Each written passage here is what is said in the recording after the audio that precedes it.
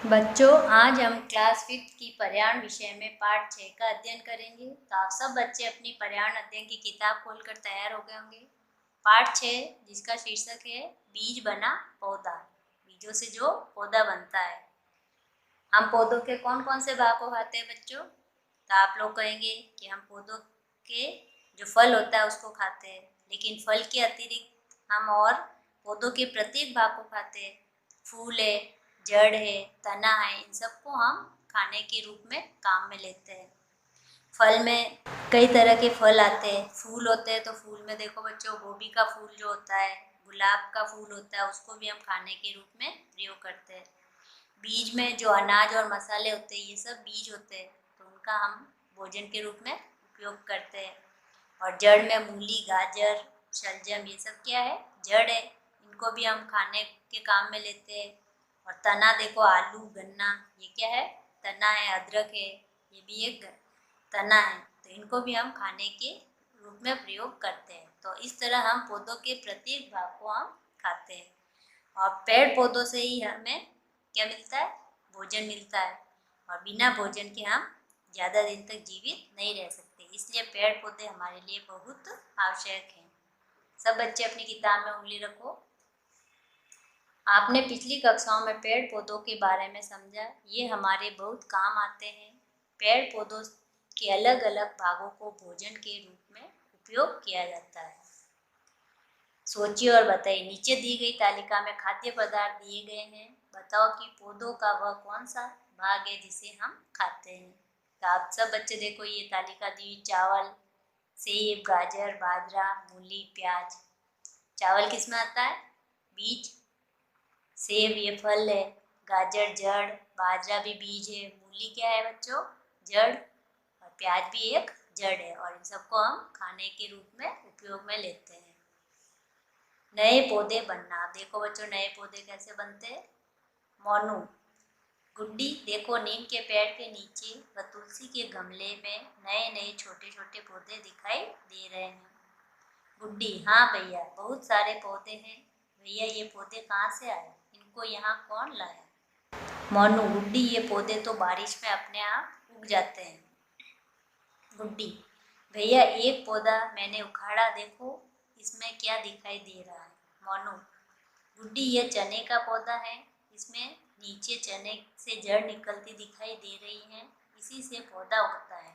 इसे वापस जमीन में लगा दीजिए। तो देखो बच्चों, नए पौधे बनना यानी कि नए पौधे किससे बनते हैं? बीज के द्वारा। आ गया समझ में? अगले पेज पे आ जाओ। अब आता है बीजों का अंकुरण। कि बच्चों, आपने देखा होगा कि जब हम मूंग, मोठ, चने के दानों को भिगोकर कपड़े में बांध कर रखते हैं, तो उन भीगे हुए दानों में से जो सफ़ेद सफ़ेद धागे जैसा निकलता है, तो ये जो धागे जैसा भाग जो होता है वो क्या होता है? अंकुरण। और ये क्या होती है? एक जड़ होती है। और कुछ समय बाद इससे एक नया पौधा बाहर निकलता है। इसी तरह आपने देखा होगा कि किसान है जो बीजों को मिट्टी में डालते हैं, उसे खाद पानी देते हैं, फिर उसमें से अंकुर निकलकर जमीन में जाते हैं, उन बीजों से अंकुर निकलकर। और कुछ दिन बाद क्या होता है? एक नन्हा पौधा जमीन के ऊपर ऐसे बाहर निकलता है। तो इस तरह बीज से पौधा उगाया जाता है।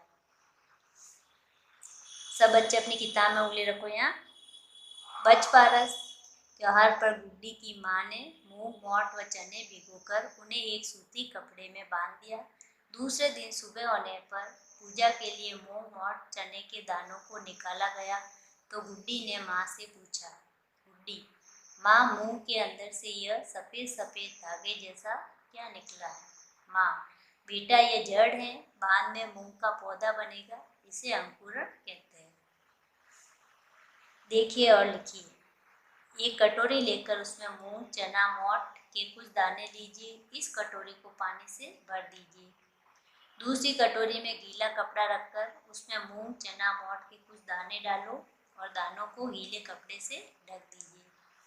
फिर तीसरी कटोरी में केवल मूंग, चना, मोठ के दाने डालिए और प्रतिदिन उन कटोरियों में अंकुरण की स्थिति को अपनी कॉपी में लिखिए। तो आप सबको ये प्रयोग करके देखना बच्चों। एक कटोरी में मूंग और मोठ के दाने डाल के उसको पानी से भरना है।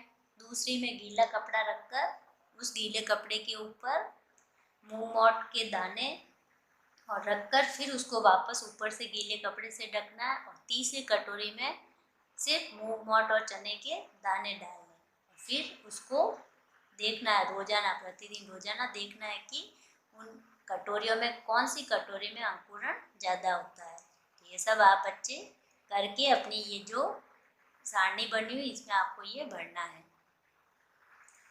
किस कटोरी में अंकुरण ज़्यादा हुआ, क्यों? किस कटोरी में पहले दिन से अंकुरण आरंभ हुआ। तो आप जब बच्चों ये करके देखोगे ना तो आप पता चलेगा किस कटोरी में अंकुरण ज़्यादा हुआ, तो कौन सी होगी वो दूसरी कटोरी, क्योंकि उसमें जो दाने थे उनको नमी भी मिली थी, इस कारण वो अंकुरण जल्दी हुआ था और ज़्यादा हुआ था। अंकुरण के लिए दानों को गीले कपड़े में क्यों बांधा? किस कटोरी में अंकुरण नहीं हुआ? घर में रखे अनाज के दानों में अंकुरण क्यों नहीं होता है? तो बच्चों आप लोगों ने देखा होगा कि हमारे घर में कई तरह के अनाज रखे होते हैं, उसमें अंकुरण क्यों नहीं होता है? क्योंकि वो दाने सूखे होते हैं और उन्हें पर्याप्त नमी नहीं मिल पाती, इस कारण उनमें अंकुरण नहीं होता है। पन्ना पलटो सब बच्चे। ये देखो बच्चों, ये अंकुरित चने, ये चने भीगे हुए और इनमें से ये सफ़ेद सफ़ेद जो धागे नुमा निकलता, तो ये क्या है? अंकुरण है। देखिए और लिखिए, नवरात्रि स्थापना के दिन आपने आसपास मंदिरों व देवरों में ज्वारा उगाते देखा होगा। आप सभी मिलकर अलग अलग बीजों को पारदर्शक पात्र में मिट्टी में डालें, उनमें होने वाले परिवर्तन को देखें। अंकुरण प्रक्रिया के दौरान होने वाले परिवर्तनों का अवलोकन कर इस पर चर्चा कर अपनी कॉपी में लिखिए। ये जो दिए हुए चना, मूंग, मोट, चावल, इनको भिगोकर आपको ये रोजाना उनको देखकर लिखना है कि किसमें अंकुरण जल्दी होता है। अब आता है बिना बीज के उगने वाले पौधे। आप लोगों ने देखा होगा बच्चों कि कई पौधे ऐसे होते हैं जो बिना बीज के होते हैं। गुलाब, नींबू, मोगरा, चमेली, मनी प्लांट, ये जो पौधे हैं तो इनकी जब हम टहनियों को काट कर मिट्टी में रोप देते हैं तो कुछ समय बाद क्या होता है, एक नया पौधा उग जाता है। तो इस तरह जो पौधे लगाते हैं टहनी काट कर, तो उसे क्या कहते हैं? कलम लगाना। और कुछ पौधे ऐसे होते हैं बच्चों, कंद यानी होता है तना से पैदा होता है, जैसे आलू, शकरकंद, अदरक, ये सब क्या है? तना है। और इनको ही जब हम वापस जमीन में डालते हैं तो एक नया पौधा निकल आता है। और कई पौधे ऐसे होते हैं बच्चों कि जब हम उनकी पत्तियों को तोड़कर मिट्टी में दबा देते हैं तो कुछ समय बाद क्या होता है, उन पत्तियों के किनारे से नया पौधा निकल आता है। तो उसमें आता है पत्तियों द्वारा जो पौधे लगते हैं, उसमें आता है पत्थर चट्टा जो होता है, तो ये पत्तियों द्वारा लगाया जाता है। किताब में उंगली रखो सब। आपने घर में रखे आलू से बरसात के दिनों में अंकुर निकलते हुए देखा होगा। यदि इस आलू को आप गमले में रखी मिट्टी में दबा दे तो आलू का पौधा बन जाएगा। इसी प्रकार इसे पत्थर चट्टा की पत्ती को भी मिट्टी में दबाने पर नया पौधा बन जाएगा। अगले पेज पे आ जाओ।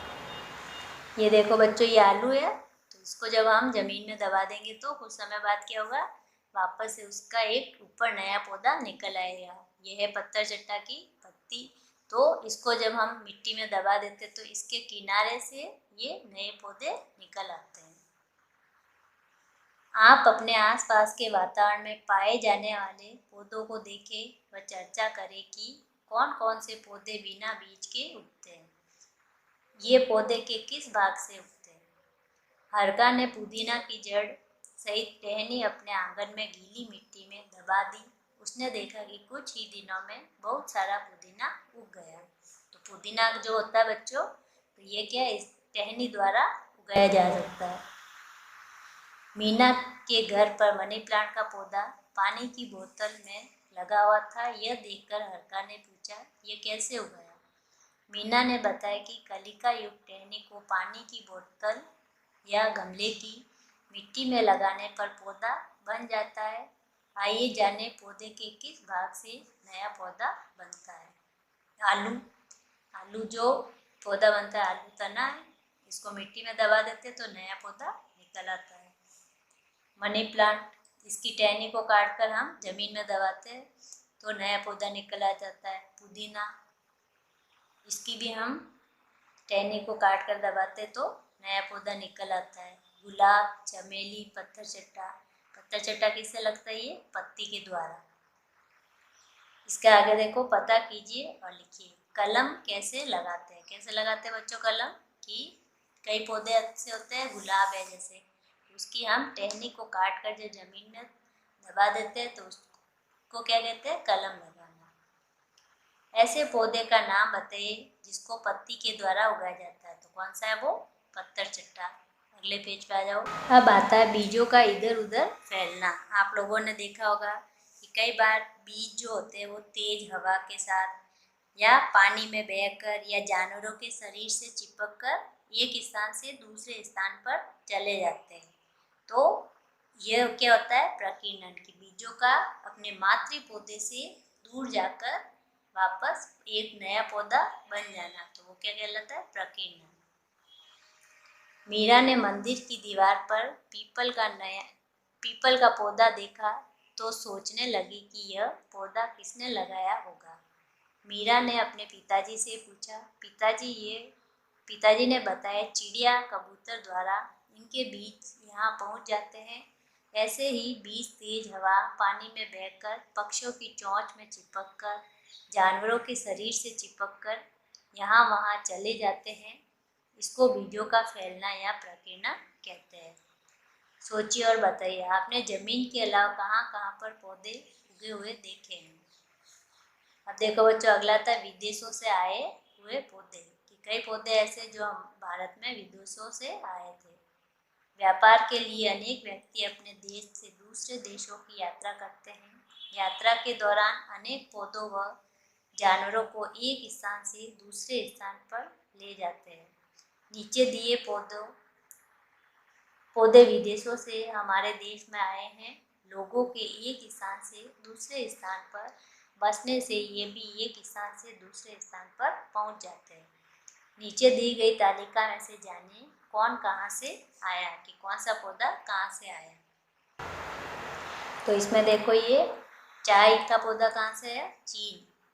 कॉफ़ी का अफ्रीका, ये वाला देखो अफ्रीका। और भिंडी का पौधा, ये भी अफ्रीका से आया। गोभी, ये यूरोप से। और मटर का पौधा, ये भी यूरोप से। तो ये विदेशों से आए हुए पौधे हैं। अगले पेज पे आ जाओ। भारत में रहने वाले अंग्रेजों ने दक्षिणी अमेरिका से लेंटाना का पौधा लाकर कलकत्ता शहर के एक बगीचे में लगाया। एक अंग्रेज अधिकारी ने ऑस्ट्रेलिया से यूकेलिप्टस के पौधे को तमिलनाडु के नीलगिरी की पहाड़ियों में लाकर लगाया, इसलिए इसे नीलगिरी भी कहते हैं। भारत द्वारा अमेरिका से मंगवाए गए गेहूं के साथ गाजर घास के बीज आ गए और अनावश्यक रूप से भारत में फैल गए। अब आगे देखिए, ये भी कीजिए। अपनी कॉपी में विश्व का एक मानचित्र लगाइए एवं उनमें विभिन्न महाद्वीप अंकित कीजिए। साथ में यह भी लिखिए कि किस महाद्वीप से कौन सी खाद्य सामग्री व पौधे हमारे देश में लाए गए। यूकेलिप्टस, तो ये कहाँ से आया बच्चों? पौधा ऑस्ट्रेलिया से। और लेंटाना का दक्षिण अमेरिका से। और ये गाजर घास है जो, यह भी ऑस्ट्रेलिया से, अमेरिका से भारत में आया था गेहूं के पौधे के साथ। पता लगेगा अपने आसपास इनमें से कौन कौन से विदेशी पौधे देखे। पौधों और बीजों की यात्रा की और कहानियाँ अपने विद्यालय की पुस्तकालय से पढ़कर पता कीजिए। पन्ना पलटो। तो हमने जो इस पाठ में सीखा बच्चों, तो वो क्या है? देखो, बीजों का अंकुरण अनुकूल परिस्थितियों में ही होता है। कि बीजों के अंकुरण के लिए अनुकूल परिस्थितियाँ, उसमें क्या है बच्चों? वायु, जल और प्रकाश। वायु, जल और प्रकाश होने पर ही बीजों का अंकुरण होता है। और कुछ पौधे बिना बीज के भी उगते हैं। उनको हम टहनी या पत्तियों को काट कर जमीन में दबा देते हैं और पौधे निकल आते हैं। बीज अलग अलग तरीकों से इधर उधर फैलकर प्रकीर्णन होते हैं। तो आज हमारा पाठ यहीं पे ही समाप्त होता है। आप सब बच्चे बैठकर इसको वापस अच्छे से इसको पढ़ना।